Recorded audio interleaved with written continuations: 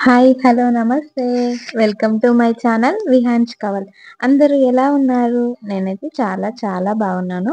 I hope మీరందరూ కూడా చాలా బాగుండాలనే కోరుకుంటున్నాను. ఈరోజైతే నేను మా చిన్న పాప కోసమని కాటుక ఇంట్లోనే తయారు చేసుకుంటున్నాను. మా పాపకి బయటకున్న కాటుక పెడితే పెట్టిన చోట స్కిన్ పైనంతా తెల్లని మరకలవుతున్నాయి. ఎంతైనా బయట కొన్న కాటుకలైతే ఎంతైనా ఆర్టిఫిషియల్ కెమికల్స్ అయితే ఉంటాయి కదా! మా పెద్ద పాపకు కూడా అంతేనండి. తనకు కూడా బయట కొన్న కాటుక పర్లేదు. ఆమప్పుడు కూడా నేను ఇంట్లోనే చేసుకొని వాడాను. నేను వీలైనంత వరకు మన ట్రెడిషనల్ మన పాత పద్ధతుల్ని ఫాలో అవుతాను. పాత పద్ధతులను ఉపయోగించి కెమికల్ ఫ్రీ ప్రొడక్ట్స్‌కే ఇంపార్టెన్స్ ఎక్కువిస్తాను. మన ఛానల్‌లో ముందు ముందు ఇలా కెమికల్ ఫ్రీగా ఇంట్లోనే ఈజీగా చేసుకునే వీడియోస్ చాలానే వస్తాయి. ఆహ్, చూడండి. Let's go to the topic. కాటుక తయారు చేసుకోవడానికి మనం కొద్దిగా బాదం పప్పు, 3 ప్రమిదలు, కొంచెం కాటను, ఆహ్, ఆయిల్ కావాలి. నేనైతే నువ్వుల నూనె వాడుతున్నాను. మీకు నచ్చిన ఆయిల్ యూజ్ చేసుకోండి. ముందుగా కొన్ని బాదం పలుకులు ఒక గుప్పెడలా తీసుకోండి. ఆ బాదం పలుకుల్ని కొంచెం చిన్న చిన్న ముక్కలయ్యేటట్టు కొద్దిగా ఫోర్స్‌గా బ్లెండ్ చేసుకోండి.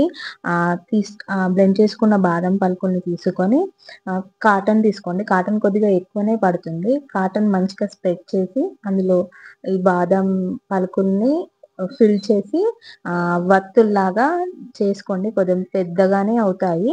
అట్లా 3 తయారు చేసుకొని, ఆ వత్తుల్ని ప్రమిదల్లోకి పెట్టేసుకోండి. ప్రమిదల్లో పెట్టేసుకొని, ఆ కాటన్ మునిగేంత వరకు ఆయిల్ అయితే పోయండి.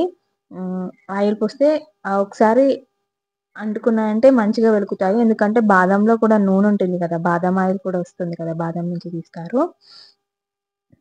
ఆహ్, వెలిగించి వెలిగించండి. కొంచెం మ్యాచ్ బాక్స్‌తో వెలగదు. ఒక క్యాండిల్ హెల్ప్ తీసుకొని వెలిగించండి.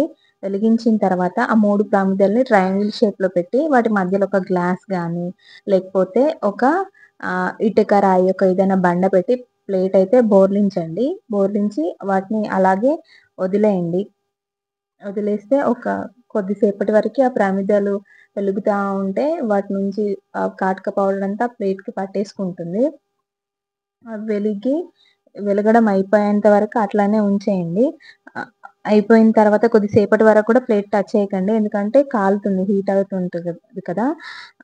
ఆ తరువాత కాసేపటి తర్వాత ఆ ప్లేట్ తీసి ఒక స్పూన్ హెల్ప్‌తో ఆ పౌడర్ అంతా కలెక్ట్ చేసుకొని ఒక హ్మ్, ఆహ్, క్లోజ్డ్ ఉండే కంటైనర్ బాక్స్‌లో స్టోర్ చేసుకోండి. ఈ 3-6 మంత్స్ వరకి స్టోర్ ఉంటుంది.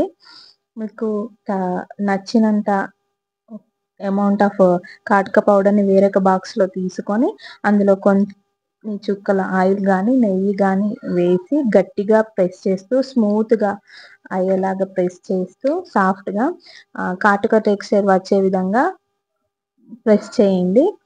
ఈ కాటుక అనేది వాటర్ ప్రూఫ్ కూడా.